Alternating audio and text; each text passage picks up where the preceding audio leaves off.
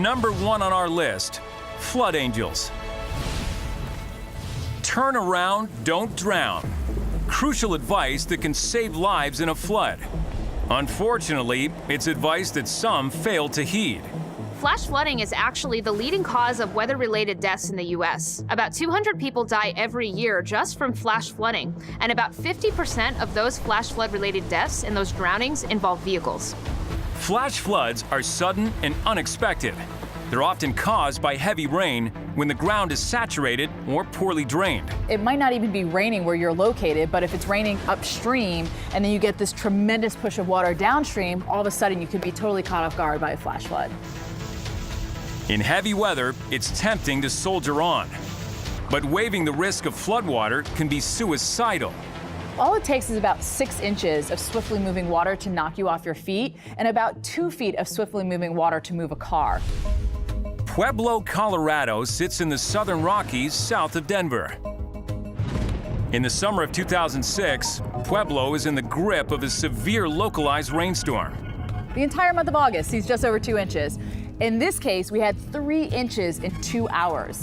So when you're talking about getting 3 inches in 2 hours, that is going to cause flash flooding. Rocky Khosla is stopped at a flooded intersection. This thing was pretty much all filled up. So when you came off, it just looked like it was a lake. There were cars that would come up to me. They'd stop at the water line because they'd look at the huge amount of water, and then they would basically have to make a U and go the other way. But hurrying home, one woman doesn't turn around. She slowed down a bit, but then went right in front of me, right into this large amount of water.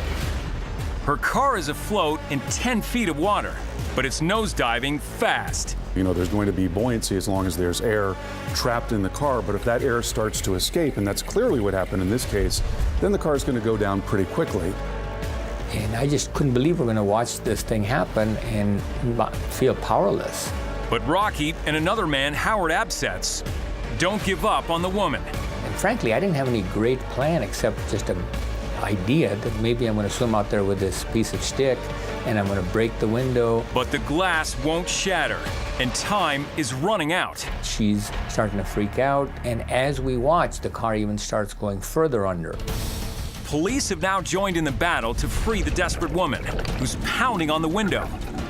But is it too late? So now it's completely under. And so I was like, oh my God, this is going to end up so badly. It looks like game over. Then suddenly, a miracle. Howard says to me, I think I feel something.